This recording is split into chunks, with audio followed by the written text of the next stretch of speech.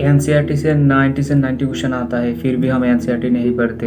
NCERT को छोड़कर जो मॉड्यूल होता है, जो रेफरेंस बुक होता है, उस पर ज़्यादा ध्यान देते हैं। एनसीईआरटी से अभी जो ट्रेंडिंग चल रहा है ना, सारे क्वेश्चन ही आता है एनसीईआरटी से। लेकिन जो 2019-18 थी, तब क्वेश्चन 2-3 एनसीईआरटी से बाहर से आते थे, लेकिन वो भी एनसीईआरटी से रिलेटेड थे।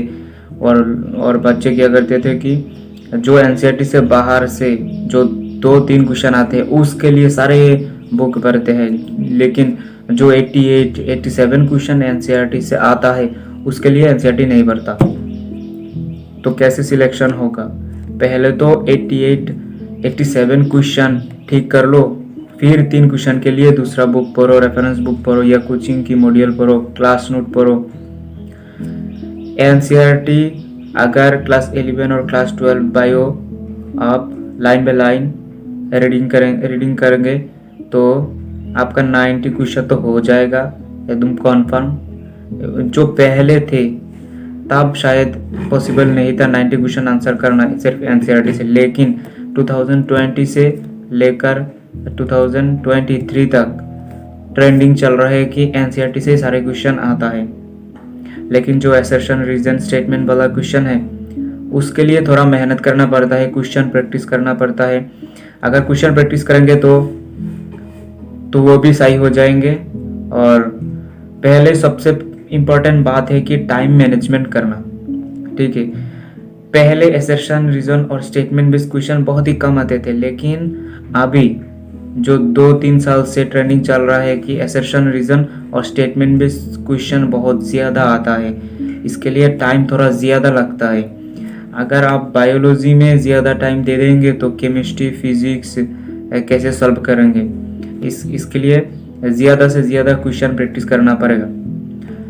आप पहले एनसीईआरटी पढ़िए, फिर हाईलाइट करिए, तब दोबारा रीडिंग करेंगे, तब एनसीईआरटी को हाईलाइट करिए, ठीक है। जब तीसरी बार एनसीईआरटी पढ़ेंगे तो सिर्फ हाईलाइट वाला लाइन पढ़िए। चौथा बार रिवाइज करेंगे तो सारा बुक पढ़िए। और फिफ्थ बार जब एनसीईआरटी पढ़ेंगे तब सिर्फ हाईलाइट पढ़ेंगे, क्योंकि जब आप हाईलाइट वाला लाइन, जो इम्पोर्टेंट लाइन है, जो बार बार पढ़ेंगे ना, जब आपका एग्जाम आएगा तब उस हाईलाइट वाला लाइन ही आपका काम आएगा रिवाइज करने के लिए। और जब आप एनसीईआरटी को 4-5 बार पढ़ लेंगे, उसके बाद आपको करना है शॉर्ट नोट। मैंने बहुत टॉपर का इंटरव्यू देखा है। मैंने लगभग 15 से 20 टॉपर का इंटरव्यू देखा है, और उन सारे बच्चों ने कहा है कि सारे टॉपर ने एक ही बात कहा है कि एनसीईआरटी पढ़ो, रिवाइज करो, शॉर्ट नोट बनाओ, और एग्जाम से पहले शॉर्ट नोट रिवीजन के लिए बहुत काम आता है, और क्वेश्चन प्रैक्टिस करो। सिर्फ ये ही बात सारे टॉपर ने किया, लेकिन हम नहीं सुनते। इसके लिए ही तो सिर्फ 1% लोगों का सिलेक्शन होता है नीट में।